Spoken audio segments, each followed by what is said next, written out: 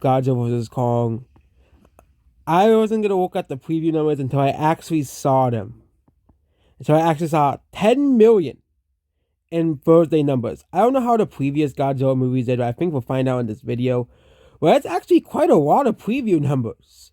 This means this movie's gonna massively overperform at the box office. Like, of course, this is no one's surprise, or it's Easter weekend. It's spring break for a lot of people because, of course, a lot of schools are going to want to have off for spring break.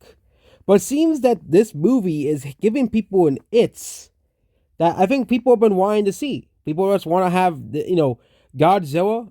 Okay, I don't think, like, they're never going to change how Godzilla movies out because Godzilla, ever since the 1956, I think it was 1956 the first one came out, or 1954. I don't know what exact date is, but I know it's one of those two. But ever since like the 1950s, Godzilla, like, if it ain't broke, don't fix it. And I think that's what they're doing with Godzilla movies. Like, it isn't broke. Like, why do you have to fix Godzilla? They tried to do that with the. Actually, I don't think they ever tried to fix Godzilla, but actually they made that stupid anime that tried to fix Godzilla. But like the Godzilla 2014 movie was supposed to be like the first movie, you know, it was supposed to be like the first movie, then Godzilla. King of the Monsters was supposed to be like a Toho Godzilla movie. Those people who loved those movies loved King of the Monsters because it was basically a lot like those movies as well. Also, they refused to give that movie best CGI or was nominated, but they'll put the freaking, Star Wars swap. The way the Star Wars, Disney Star Wars swap on there, or they put like 5 Disney movies. There was like 5 Disney movies they put on there. Like, Arita and Godzilla should have been nominated for Best CGI of the Year. Okay, I'm sorry that, Disney fanboys are hear this, but Godzilla vs. King Kong should have been nominated too. Like, these movies have very impressive CGI, and this movie also has the smallest budget, so they're taking notes from Godzilla Minus One, which is another Godzilla movie, and making the budget even smaller than it needs to be. Which is, I think, congratulations, Hollywood, you finally listened to me for once, or at least listen to your declining box office numbers. If a budget is smaller, it's gonna take a lot less it needs to break even. Okay, they're not spending $250 million in this movie like the Marvels, or the real Mimic remake where they spend $300 million on that, slop. Yeah, but Godzilla vs. Kong made 10 million. That's ahead. That's if you compare this to the first Godzilla, the first Monster First Godzilla movie. That's over 9 million. Okay, 9 million over that movie. Of course, that's unadjusted for inflation. Yeah, but it's ahead of the first Godzilla. It's gonna open to a sizable 50 to 55 million, and could open to 80 to 85 million. That's what it was initially expected to. But we all knew Godzilla's Minus One also overperformed expectations massively and won the Oscar for Best Visual Effects. Okay, what's finally they recognize Godzilla for its visual effects because, damn, these Godzilla movies do look pretty good. Not gonna lie. Okay, so this movie is overperforming its box office numbers.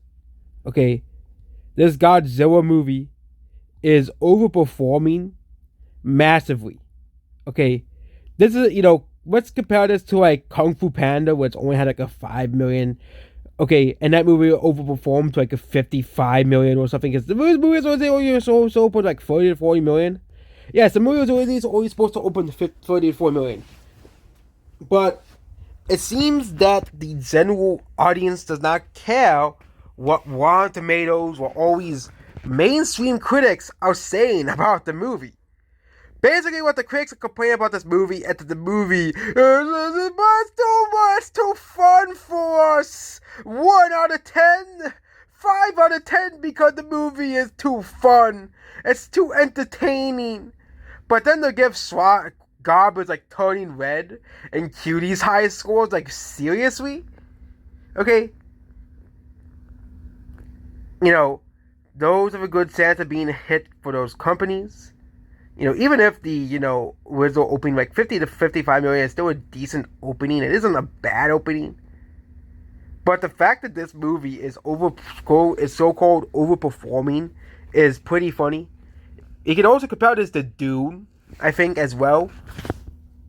So Dune opened to 12 million. So you compare this to Dune, this opened to 80 million. Okay, this means the Godzilla movie will gross over 60 million. Okay. Dune Part 2 opened to 12 million. Which that movie opened to around 80 million. Okay, so let's just say the movie opens to 60 million. So it means it's still going to open around the projections, but it's not going to massively overperform because it also got to take into account that ticket prices have increased, inflation and stuff. 2014 Godzilla movie, of course, the 9.3 million is a good comparison, but I think a bad comparison would be something like Dune, something that released, or Oppenheimer, movies that had a similar preview number, or the latest the last Transformers movie, because you gotta realize the ticket prices are far more expensive now. Okay, they're far more expensive now, and that is not taken into account at all. Okay, so this movie is gonna definitely outperform the first Godzilla vs. Kong, and they'll probably make another Godzilla movie coming out in the future as well. Okay, so yeah. Also, for example, IMDb was allowing people to review the movie again before the movie came out, basically saying in stone the IMDb score before, because IMDb used to be a trustworthy thing, but it's not very trustworthy if they allow people to review movies before they come out. You haven't seen the movie.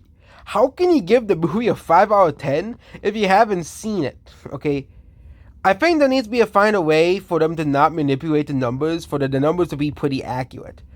To give people some proof they've seen the movie and does a score based off of that. Okay.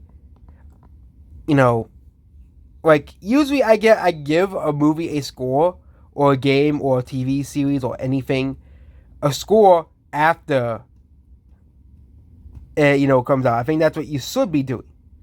But IMDb, not too surprised by that site. And that's about Godzilla vs. Kong, A New Empire.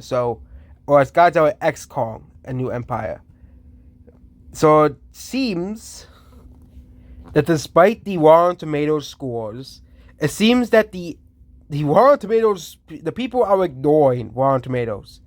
I think that's the thing. I think it's going to open higher than projections because it is a holiday weekend. I think people were expecting that because people are gonna want to watch this on the holiday weekend. But this is the only number for source we have for the box office numbers. Variety is also pretty accurate most of the time. Here. Yeah. But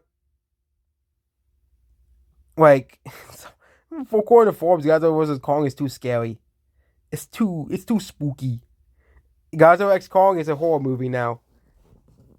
But yeah, definitely, Godzilla is definitely doing well at the box office. I think I realized, which means usually there's a bunch of massive movies that come out. Usually one of them doesn't do too well, and I think that's Ghostbusters. Ghostbusters. The problem with Ghostbusters is the series does poorly internationally. I don't think Ghostbusters Frozen Empire is gonna break even. I don't think it will, judging based off its first weekend. And how poor it's doing internationally, like the last couple movies do, because Ghostbusters movies don't do too well internationally. They do not make money internationally. It's just a matter of fact. Even if the movie was like a masterpiece, they sort of kept the budget down to the first movie, at the very least. One from Godzilla Minus One, for crying out loud, or Puss in Boots, or the newest Godzilla movie where they tried to keep the budget down as much as possible, with this entry in the series. And that's about this video here. Goodbye.